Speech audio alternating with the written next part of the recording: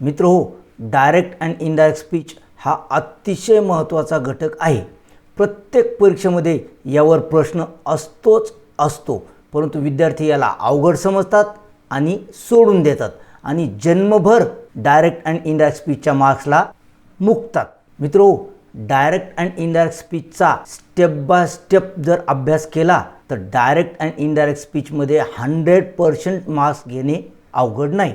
तर step by step अभ्यास म्हणजे काय? तर सर्वप्रथम विधानार्थी वाक्याचे इनडायरेक्ट स्पीच कसे होते हे आपण शिकावे. हे शिकल्यानंतर WH प्रश्नाचे इनडायरेक्ट स्पीच कसे होते हे शिकावे.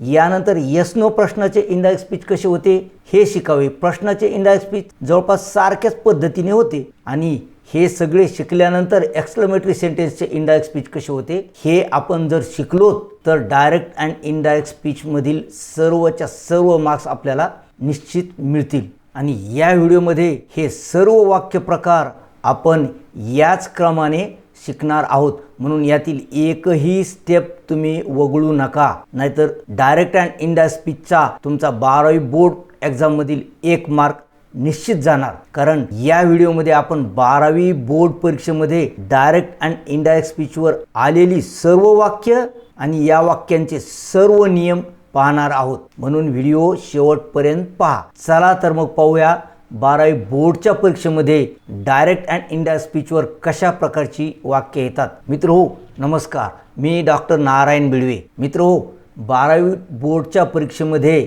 अगदी याच 4 वाक्य प्रकारावर प्रश्न आलेले आहेत. विधानार्थी वाक्याचे इनडायरेक्ट स्पीच करण्यासाठी अनेक वेळी प्रश्न आलेले आहेत. WH प्रश्नाचे इनडायरेक्ट स्पीच करण्यासाठी देखील अनेक वेळी प्रश्न आलेले आहेत. येस नो प्रश्नाचे इनडायरेक्ट स्पीच करण्यासाठी देखील प्रश्न आलेले आहेत आणि मागच्या परीक्षेमध्ये एक्सक्लेमेटरी सेंटेन्सचे इनडायरेक्ट स्पीच करण्यासाठी देखील प्रश्न आलेला आहे. म्हणून हे सर्वच्या सर्व वाक्य घटक महत्त्वाचे आहेत. चला तर मग आपण सर्वप्रथम विधानार्थी वाक्याचे इनडायरेक्ट स्पीच कसे करावे हे समजून घेऊया. पहा, या ठिकाणी आपण डायरेक्ट स्पीचचं वाक्य घेतलेलं आहे. She said I have worked hard from childhood. जुलै 2023च्या परीक्षेमध्ये आलेलं हे वाक्य आहे. तर मित्रो, याचं इनडायरेक्ट स्पीच करण्यासाठी आपल्याला 4 नियम वापरावे लागतात. हे 4 नियम अगोदर आपण पाहूयात. वाक्यात ऐकणारा नसल्यास सेडच राहते. पहा, या वाक्यामध्ये ऐकणारा नाही, म्हणून या वाक्यामध्ये देखील सेडच राहील. इन्व्हर्टेड कॉमाज ऐवजी दॅट येते. हे इन्व्हर्टेड कॉमाज निघून जातात विधानार्थी वाक्यामधील आणि त्या बदल्यात दॅट येते. त्यानंतर वाक्यातील आय हे बोलणाराप्रमाणे बदलते. हे आय वाक्यात कोण बोलतंय म्हणजे नरेटर कोण आहे, या ठिकाणी शी नुसार आपण ह्या आयचा बदल करूया. नरेटर हा हमेशा थर्ड पर्सन असतो. प्रेझेंट टेन्सचा पास्ट टेन्स होतो. आता या ठिकाणी हॅव आलेलं आहे. हॅवचं पास्ट टेन्स होईल. हॅव वर्कड असं आलेलं आहे. इतके 4च बदल या वाक्यामध्ये होतात. चला तर मग स्टेप बाय स्टेप आपण या वाक्याचं इनडायरेक्ट स्पीच करूया. वाक्यात ऐकणारा नसल्यास सेडच राहते, म्हणजे शी सेड अशी सुरुवात आपण करूया. इन्व्हर्टेड कॉमाज ऐवजी दॅट येते. नंतर या ठिकाणी आपण दॅट घेऊया. वाक्यातील आय हे बोलणाराप्रमाणे बदलते. आता बोलणारा शी आहे असं गृहीत धरूया आपण, थर्ड पर्सन नरेटर असतो. मग आयचं काय होईल? शी होईल. शी. त्यानंतर प्रेझेंट टेन्सचा पास्ट टेन्स होतो. पहा, या ठिकाणी हॅव आलेलं आहे. हॅवचं काय होईल? Had worked hard. अशा प्रकारे आपण हा भाग घेतलेला आहे आणि बाकीचा भाग फ्रॉम चाइल्डहुड जशाच्या तसा खाली येईल. आहे की नाही हे सोपं वाक्य? हे सोपं वाटत असेल तर याला एक लाईक करायला काहीच हरकत नाही. चला आणखीन एक वाक्य आपण पाहूयात. पहा, grandpa said to Meenu I am going for walk. पहा, फेब्रुवारी 2020च्या परीक्षेमधील हे वाक्य आहे. विधानार्थीच वाक्य आहे हे पण. आता याचं इनडायरेक्ट स्पीच कसं होईल? तेच 4 नियम आपल्याला वापरायचे आहेत. पहिला नियम थोडा बदललाय. पहा, सेड टूचे टोल्ड होते. मागच्या वाक्यामध्ये फक्त सेड होतं, या ठिकाणी सेड टू आहे. सेड टूचं टोल्ड का होतं? कारण पुढे ऐकणारा असतो सेड टू आलं तर. म्हणून लक्षात ठेवा, सेड टू आलं तर त्याचं आपल्याला काय करायचं आहे? टोल्ड करायचं आहे. बघ हे कसं होईल? ग्रँडपा टोल्ड मीनू असं हे होईल. त्यानंतर इन्व्हर्टेड कॉमाज ऐवजी दॅट येते. आपण दॅट घेऊया. त्यानंतर वाक्यातील आय हे बोलणाराप्रमाणे बदलते. ग्रँडपा बोलत आहेत म्हणून त्याचं ही होईल. प्रेझेंट टेन्सचा पास्ट टेन्स होतो. Am going for a walk असं ते आहे की नाही. म्हणून आय सोबत ॲम आहे परंतु या ठिकाणी ही आहे म्हणून ही सोबत काय होईल, पास्ट टेन्स होईल या ॲमचा, तो होतो वाज गोईंग. आणि फॉर अ वॉक जशाच्या तसं आहे की नाही. हे देखील वाक्य सोपं. तर मित्रो या 2 वाक्यामधील या 4 नियमानुसार तुम्ही आता हे वाक्य सोडवा. मित्रो पहा वाक्य. The teacher said the earth revolves around the sun. जुलै 2021च्या परीक्षेला आलेलं वाक्य आहे हे. मित्रो या वाक्यामध्ये तुम्हाला काहीच करायचं नाही, फक्त एकच शब्द वापरायचा आहे. टेन्सचाही फरक पडत नाही या वाक्यामध्ये. या वाक्यामध्ये प्रोनाऊनसुद्धा दिलेले नाहीत. फक्त एक शब्द या वाक्यामध्ये तुम्हाला वापरावा लागतो. तो शब्द कोणता आहे तो ओळखा आणि कॉमेंट बॉक्समध्ये तो शब्द लिहा. आणि या वाक्याचं उत्तर तुम्हाला व्हिडिओच्या शेवटी मिळणारच आहे. त्या ठिकाणी ते उत्तर तुम्ही पाहू शकाल. इथपर्यंतची वाक्य तुम्हाला कळली असतील तर व्हिडिओला एक लाईक करायला काहीच हरकत नाही. मित्रो विधानार्थी वाक्याचे इनडायरेक्ट स्पीच कसे होते हे आपण पाहिलेलं आहे, परंतु अनेक प्रकारची वाक्य येतात. अशा सर्व वाक्यांचा अभ्यास या व्हिडिओमध्ये आपण केलेला आहे. हा व्हिडिओ तुम्हाला आपल्या चॅनलवर डायरेक्ट अँड इनडायरेक्ट स्पीच नावाच्या प्लेलिस्टमध्ये मिळेल किंवा या व्हिडिओच्या डिस्क्रिप्शन बॉक्समध्ये देखील या व्हिडिओची लिंक तुम्हाला मिळेल. वर आय बटनमध्ये देखील तुम्हाला या व्हिडिओची लिंक मिळेल. चला आता आपण WH क्वेश्चनचे इनडायरेक्ट स्पीच कसे होते ते पाहूयात. या ठिकाणी एक वाक्य घेतलं आहे आपण. I asked my sister what can I do for you in this matter. फेब्रुवारी 2023च्या परीक्षेला आलेलं हे वाक्य आहे. चला आता याचे इनडायरेक्ट स्पीच कसे होते ते पाहूयात. रिपोर्टिंग व्हर्ब हे आस्क्ड बनते. या ठिकाणी आस्कडच आहे म्हणून या ठिकाणी काही बदल करण्याची गरज नाही, परंतु प्रश्नाचे इनडायरेक्ट स्पीच करत असताना रिपोर्टिंग व्हर्ब हे आस्क्ड बनते. इन्व्हर्टेड कॉमाज निघून जातात. WH शब्दाने इनडायरेक्ट प्रश्नाची सुरुवात होते. या ठिकाणी WH शब्द आहे. कर्ता व सहाय्यकारी क्रियापदाचे इन्व्हर्शन होते. या ठिकाणी कर्ता आहे आणि या ठिकाणी सहाय्यकारी क्रियापद आहे. हे मागे पुढे झालेलं आहे. याचं सरळ करून आपल्याला घ्यावं लागतं. त्याला आपण इन्व्हर्शन म्हणतो, जागांची अदलाबदल. वाक्याची रचना विधानार्थी होते, त्यामुळे वाक्याची रचना विधानार्थी होते. वाक्यातील आय हे बोलणाराप्रमाणे बदलते. प्रेझेंट टेन्सचा पास्ट टेन्स होतो. वाक्यातील यू हे ऐकणाराप्रमाणे बदलते आणि जवळचे शब्द दूरत्व दाखवतात. अशा प्रकारचे 9 नियम प्रश्नाचे इनडायरेक्ट स्पीच करत असताना आपल्याला वापरावे लागतात मित्रो. परंतु हे 9 नियम काही अवघड नाही. स्टेप बाय स्टेप जर तुम्ही केलं तर आपोआप हे नियम वापरण्यात येतात. चला आता एक एक नियम आपण वापरूया. रिपोर्टिंग व्हर्ब आस्क्ड बनते. आय आस्क्ड माय सिस्टर हे जशाच्या तसं खाली येईल. त्यानंतर इन्व्हर्टेड कॉमाज निघून जातात. त्यानंतर WH शब्दाने प्रश्नाची सुरुवात होते. हा WH शब्द जशाच्या तसा खाली येईल. व्हॉट कर्ता व सहाय्यकारी क्रियापदाचे इन्व्हर्शन होते, म्हणजे आय सुरुवातीला येईल, कॅन नंतर जाईल, म्हणजेच वाक्याची रचना विधानार्थी होते. आता आय सुरुवातीला येईल आणि कॅन नंतर जाईल, परंतु वाक्यातील आय हे बोलणाराप्रमाणे बदलते. बोलणारा कोण आहे? या ठिकाणी नरेटर आयच आहे, लक्षात ठेवा. नरेटरप्रमाणे आय बदलत असतं, मग याचं आयला आयच राहील. प्रेझेंट टेन्सचा पास्ट टेन्स होतो. आता आय कॅनचं काय होईल? I could do. हे डू या कॅनसोबत आलेलं आहे, कारण इन्व्हर्शनमुळे आयमध्ये आलेलं दिसतं. I could do. त्यानंतर वाक्यातील यू हे ऐकणाराप्रमाणे बदलते. आता यूचा बदल ऐकणार कोण आहे? माय सिस्टर, म्हणजे थर्ड पर्सन आहे, म्हणजे यूचं काय होईल? शी होईल. परंतु मित्र हो, हे यू ह्या फॉरचं ऑब्जेक्ट असल्यामुळे शी होणार नाही, तर त्याचं हर होईल. ऑब्जेक्टिव्ह रूपामध्ये ते येईल, फॉर हर. आणि जवळचे शब्द दूरत्व दाखवतात. इन धिस मॅटर या शब्दामध्ये धिस हा शब्द आलेला आहे, हे जवळची गोष्ट दाखवतो, तर याचं काय होईल? In that matter. धिसचं काय झालेलं आहे?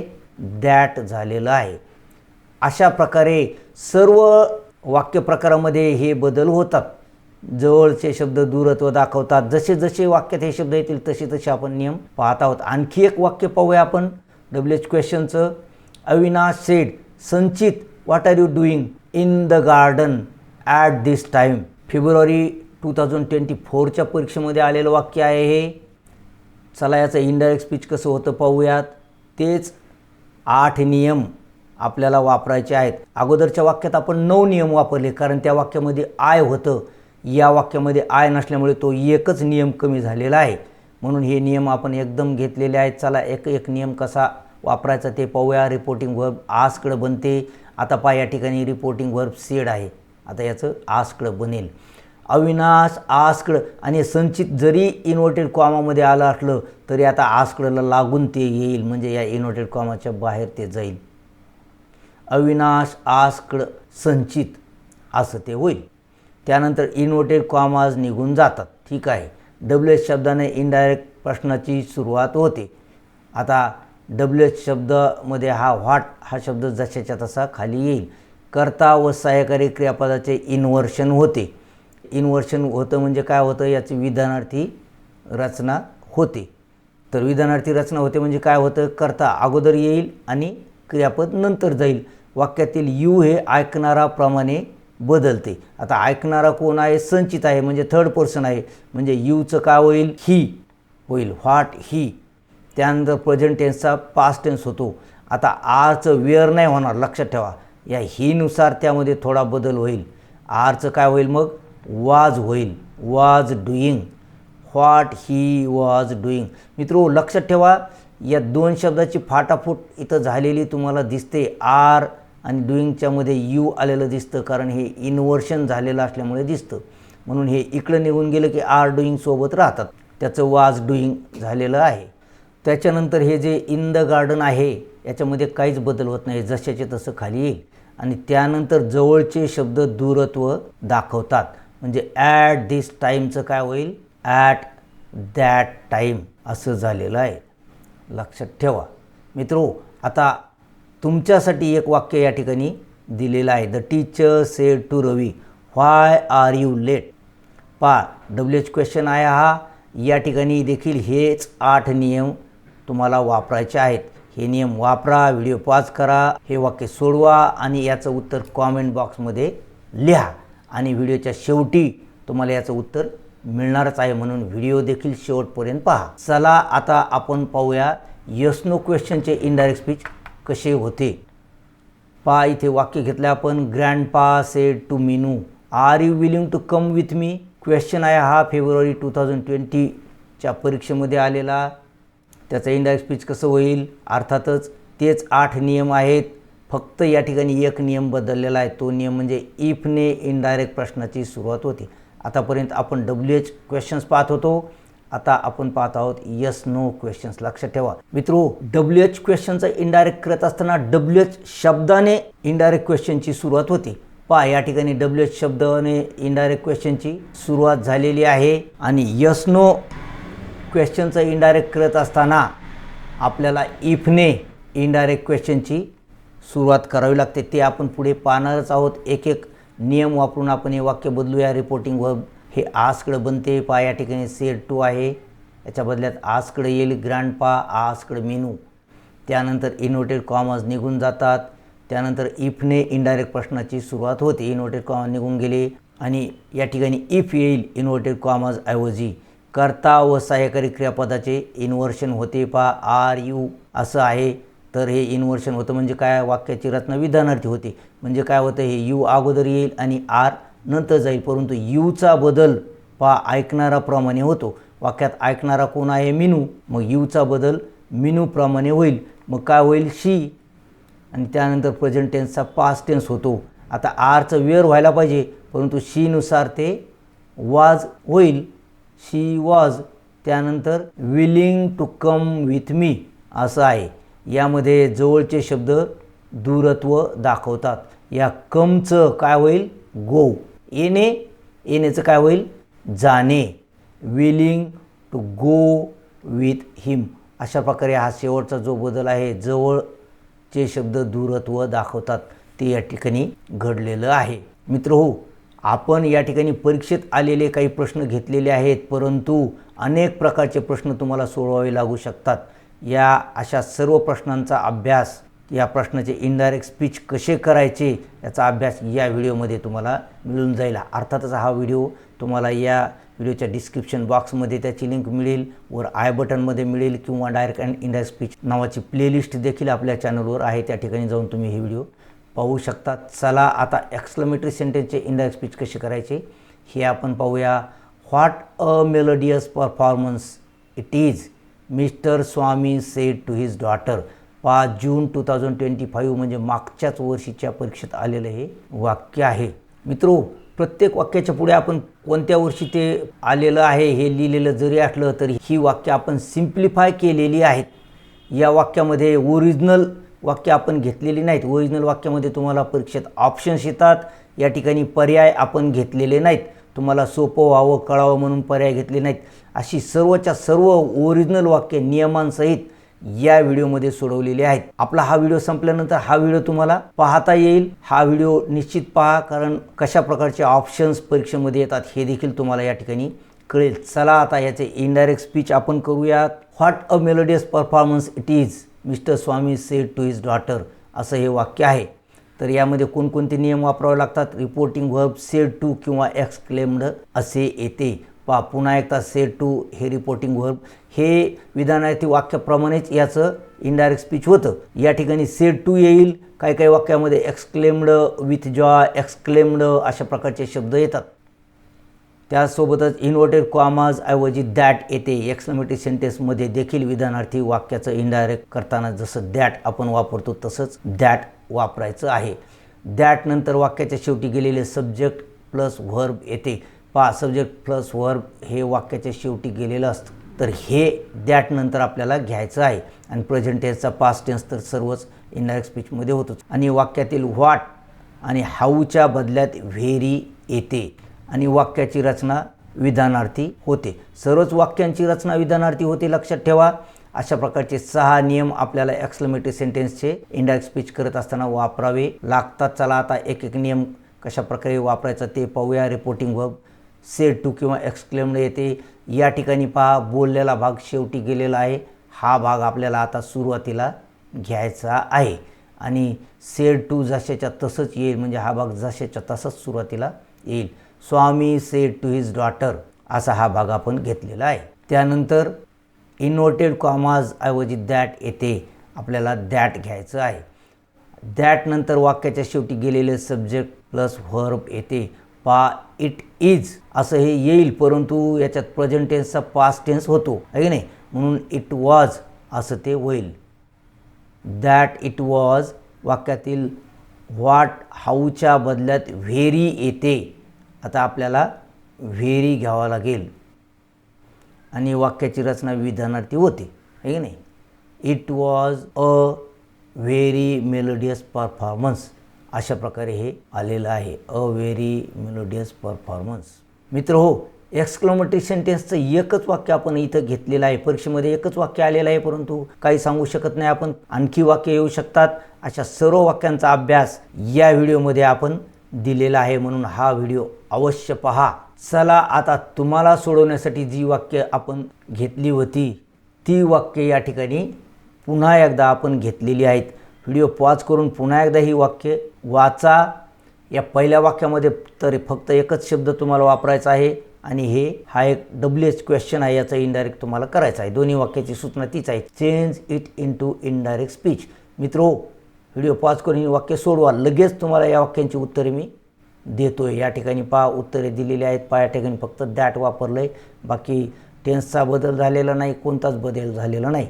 आणि हे वाक्य WH क्वेश्चनच्या नियमानुसार आपण केलेलं आहे. मित्रो, आशा करतो व्हिडिओ तुम्हाला आवडला असेल. व्हिडिओ आवडला असल्यास त्याला एक लाईक करा आणि इंग्रजीच्या अभ्यासासाठी चॅनलला सबस्क्राईब देखील करा. आणि मित्रो, या ठिकाणी 12वी इंग्लिश आणि मराठीचा अभ्यास करण्यासाठी एक व्हॉट्सअप ग्रुप दिलेला आहे. याची लिंक व्हिडिओच्या डिस्क्रिप्शन बॉक्समध्ये तुम्हाला मिळेल. त्या लिंकवर क्लिक करून या ग्रुपमध्ये तुम्ही जॉईन होऊ शकता आणि अगदी घर बसल्या इंग्रजीचा अभ्यास करू शकता. आणि डायरेक्ट अँड इनडायरेक्ट स्पीचवर परीक्षेमध्ये आलेली वाक्य सोडवलेला व्हिडिओ या ठिकाणी दिलेला आहे. हा व्हिडिओ अवश्य पहा. हा चालू व्हिडिओ संपल्यानंतर हा व्हिडिओ आपोआप सुरू होईल. भेटूया डायरेक्ट अँड इनडायरेक्ट स्पीचवरील या व्हिडिओमध्ये. तोपर्यंत have a good day. Thank you.